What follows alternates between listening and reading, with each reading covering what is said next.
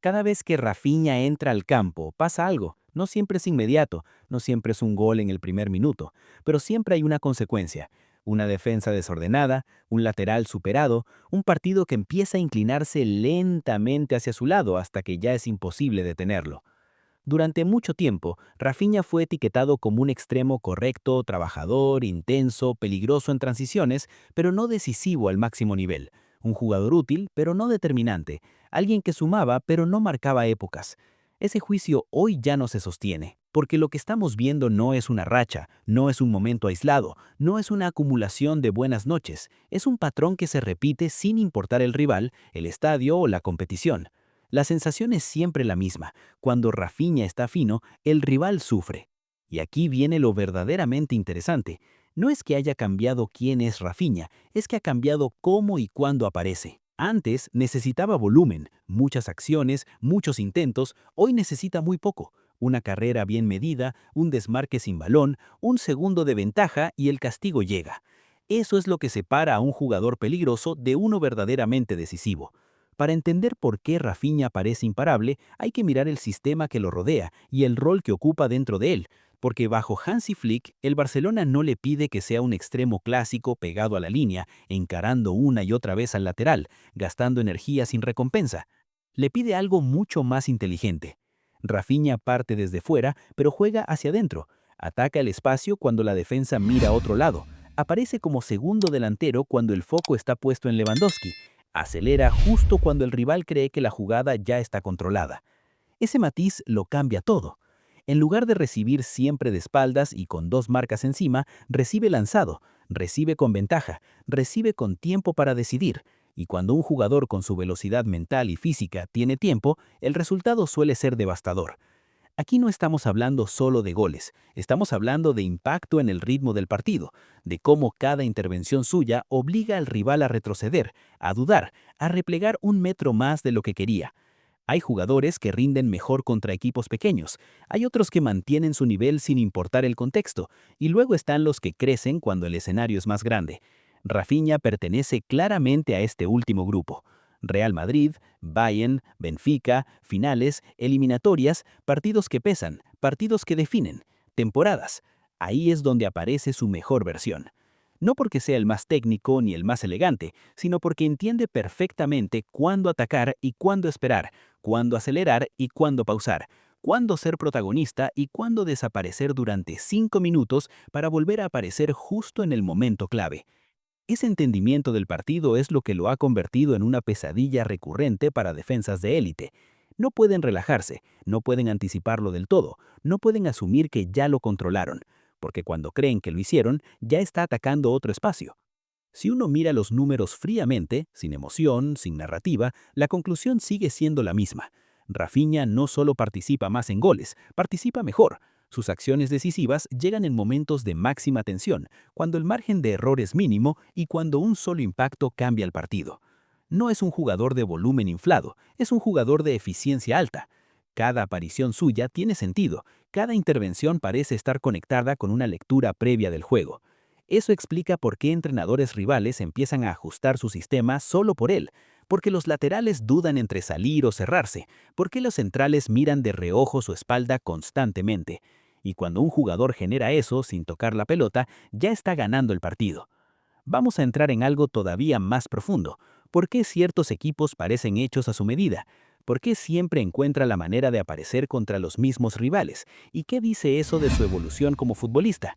Y es que hay algo que se repite una y otra vez cuando ves a Rafinha enfrentarse a ciertos equipos.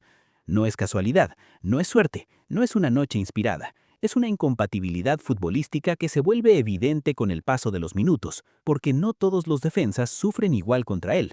Algunos laterales sobreviven, otros directamente colapsan, y la diferencia no está solo en la calidad individual, está en el tipo de defensor, en su perfil, en lo que se le pide tácticamente. Rafinha castiga especialmente a los laterales que necesitan tiempo para perfilarse, a los que defienden mirando la pelota y no el espacio, a los que dudan medio segundo entre salir o cerrar, porque ese medio segundo es exactamente lo que él necesita para arrancar. Cuando el rival juega con línea alta, Rafinha ataca la espalda. Cuando juega bajo, se mete por dentro. Cuando el lateral salta, descarga y pica. Cuando no salta, gira y acelera. No hay una sola respuesta correcta para detenerlo durante 90 minutos, y eso es lo que convierte algunos enfrentamientos en auténticas pesadillas. Uno de los mayores saltos en la carrera de Rafinha no tiene que ver con el físico ni con la técnica, tiene que ver con la interpretación del espacio.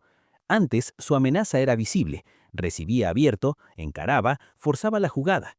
Hoy muchas veces ni siquiera parece involucrado, hasta que lo está.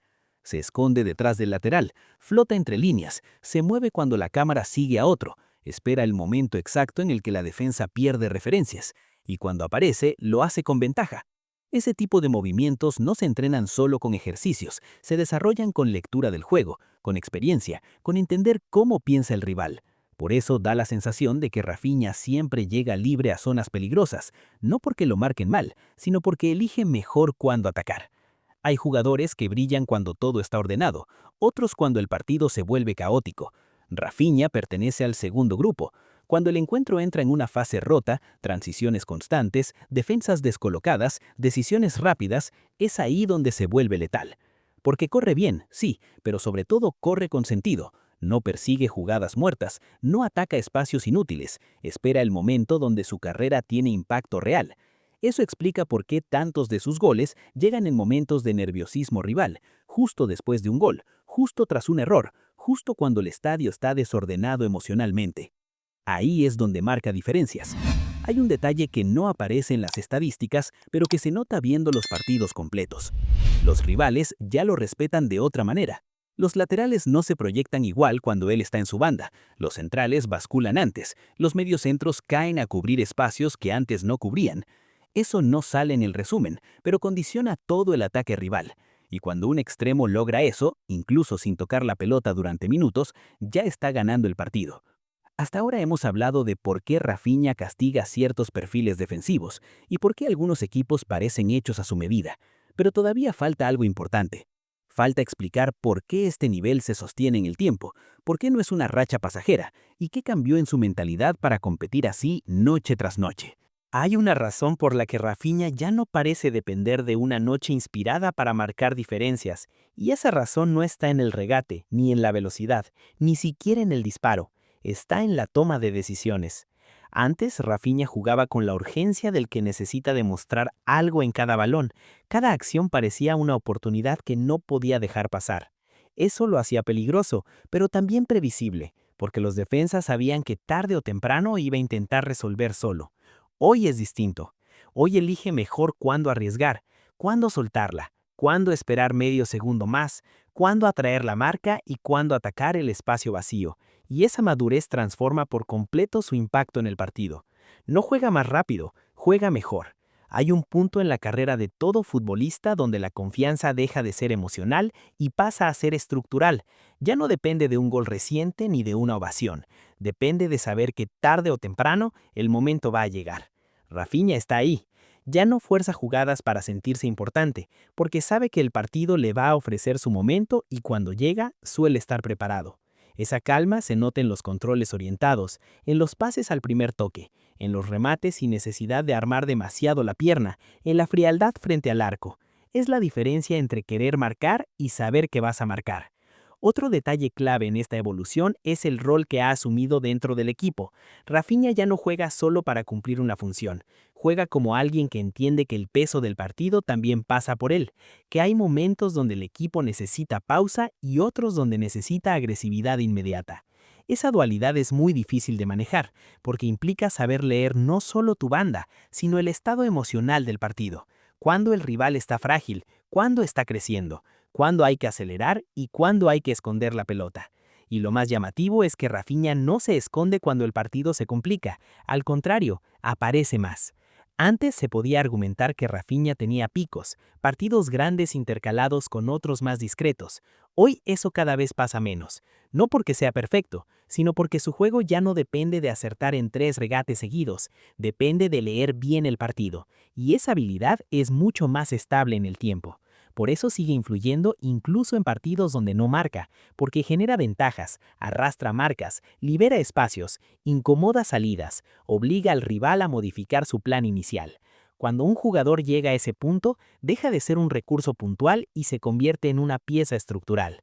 A estas alturas, la pregunta ya no es si Rafinha es bueno, ni siquiera si es determinante. La verdadera pregunta es otra: ¿hasta dónde puede llegar este nivel? Porque si ya domina los partidos grandes, si ya entiende cuándo aparecer y cuándo desaparecer, si ya tiene la confianza y la lectura para sostenerlo en el tiempo, entonces lo que viene puede ser todavía más grande. Hay un punto muy concreto en la carrera de un futbolista donde deja de sorprender y empieza a imponer, donde los rivales ya no hablan de él como una amenaza potencial, sino como un problema que hay que resolver antes de que sea tarde. Rafinha ya cruzó ese punto.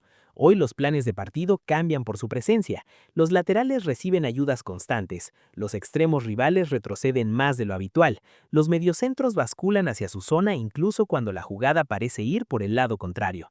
No porque siempre vaya a tocar el balón, sino porque si lo hace en ventaja, el castigo suele ser inmediato. Ese respeto no se gana con un par de goles espectaculares, se gana repitiendo actuaciones decisivas en escenarios grandes, sosteniendo el nivel cuando la presión aumenta y demostrando que no importa el rival ni el contexto, siempre hay una forma de influir. Rafinha ya no necesita ser el protagonista constante para dominar un partido, le basta con elegir bien sus momentos, aparecer cuando el partido se abre, cuando el rival se desordena, cuando la defensa cree que el peligro ya pasó, y ahí es donde se vuelve letal. Lo más interesante de todo es que este crecimiento no parece circunstancial, no depende de una temporada concreta ni de una racha específica, está basado en lectura, madurez y entendimiento del juego, cosas que no desaparecen de la noche a la mañana. Por eso la conversación ya no debería ser si Rafinha es bueno o no. Esa etapa quedó atrás. La conversación real es qué lugar ocupa hoy entre los jugadores más determinantes del fútbol europeo. Porque cuando un futbolista empieza a decidir partidos grandes con tanta regularidad, deja de ser una opción más y se convierte en una referencia. Y quizá lo más inquietante para sus rivales es esto: da la sensación de que todavía no vimos su mejor versión definitiva, porque cuando un jugador une físico, lectura, confianza y timing, el techo suele estar más lejos de lo que parece. Así que sí, bueno, seriamente, ya no es una exageración decirlo. Hablar de lo buena que es Rafinha ya no es una opinión, es simplemente describir lo que está pasando en la cancha. Y mientras siga jugando así, cada vez que pise el campo, alguien va a volver a pagar el precio.